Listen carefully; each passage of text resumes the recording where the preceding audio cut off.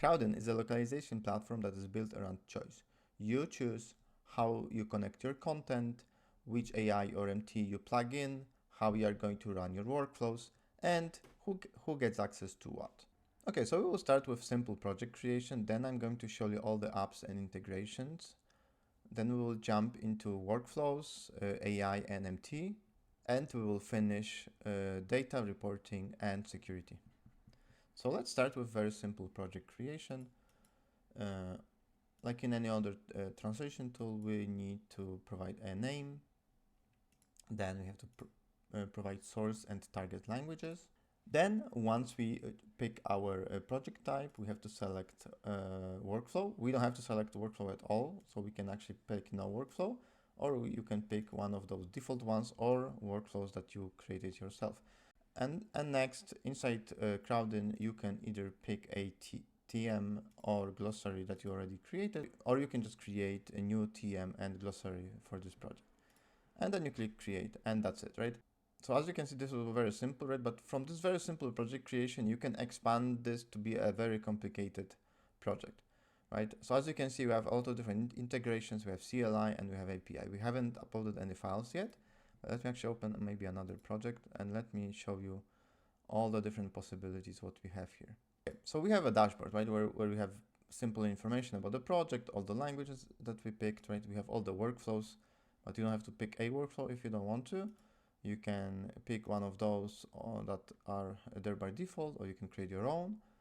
We can manage all the strings for us inside Crowdin. We can provide context. We can have all our English strings and then all our translations. We can also upload images to basically provide context to your translators. And we have tasks. So tasks are basically this is basically a Kanban board that you can create inside Crowdin and basically manage all your tasks inside Crowdin. Then you can obviously manage your members, right? You can invite people to your project. And then we have all the integrations, right? So you have things like GitHub, where you can automatically create all the projects and basically scan for any changes automatically. So you don't have to do anything manually, right? We have reporting. We have activity where you can basically see what's happening inside the project. You can see who made changes, but also what type of changes, right? So I showed you how to create very simple project, but now let's go to the setup and let me show you all the different integrations that Crowdin has. Crowdin Store is a big part of that. So inside Crowdin, you will see a lot of different applications. So let's go over like a few different categories just to show you what are the options there. Right, so if we go to CMS, right, usually when you are localizing your product, you also have some type of CMS that you are using for website localization, and inside Crowdin, you have a lot of different integrations that are there for you. Right, so you have Webflow, Contentful, you have WordPress, Drupal, basically almost any popular CMS that companies are using these days, right? So very quickly you can set up an integration between your CMS and Crowdin. Then if you have any marketing campaigns, maybe you are using HubSpot, maybe Marketo, maybe other platform, you can also install integration for that, so you don't have to do this manually. Same with e-commerce. If you have a Shopify website, you can install integration, and the same with product localization. So inside Crowdin, you have integration with GitHub, GitLab, Bitbucket, you have Android and iOS integration. You actually have integration with almost any popular framework these days, right? The same with design. If you're using Figma, Canva, you can install those integrations, give that, set it up for your designers. And for example, for software localization, you can start translating right after design is ready, right? So you don't have to wait till development is finished, right? You can start translating your software strings before even development starts. If you want to use integration with Slack or Discord or maybe Teams, you can also do that and basically get notifications to those platforms. If you are using any popular, PM tool, you can also integrate Crowdin with Jira, Asana, Monday, and so on. I also wanted to point out that very recently they also deployed an 8-end node that basically allows you to automate almost any tool these days.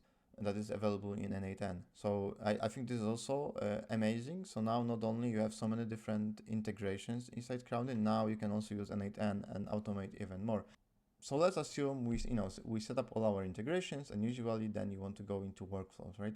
Inside Crowdin, you already have few default ones, right? So you have like some in-house options. If you are using in-house translators, you can have agencies set up. You can set up as many workflows as you want, and it's really up to you how do you want to run that. Obviously, it has translation memories and glossaries like any other tool, right? So if you have them, you can import them without any issues. And then let's go to machine translation and AI. Actually, let me go back to Crowdin Store. First, I want to show you all the machine translation options. So inside Crowdin, you can install any popular machine translation, but also you can install your own. So if you have deployed your own machine translation, you can run it also. Obviously, you can use one of those popular ones. So with AI is similar. You can integrate with any AI model that is available these days. Not only that, but they also have Ollama. Ollama allows you to run any open source model locally. Once you pick up your providers, inside Crowdin you have more options. So you can use the default prompt for pre-translation. Basically, this default prompt allows you to add your context into it and push it to LLM. You can use advanced mode where you can also modify the prompt itself, or you can go even further and use AI pipeline. So inside AI pipeline, there are a few options here. So you can create a new one from scratch, and there are a few different options here. Or you can use the one that is already provided to you. But basically what this allows you to do is to chain few different prompts to influence the LLM output, right? So instead of providing a lot of context up front, you can use different LLMs to basically check different things, right? So for example, you could do initial translation, then you can use another model to do proofreading, and maybe do a glossary check on the end, right? You could also do language-specific instructions. So if you have something that applies only to one language, you can also do that. So inside Crowdin, if you are using just internal translators, under users, you can actually create teams, and based on these teams, you can give those teams access to either specific projects, but also specific roles, right? And also languages, right? So you can create basically project teams and roles for all your team members.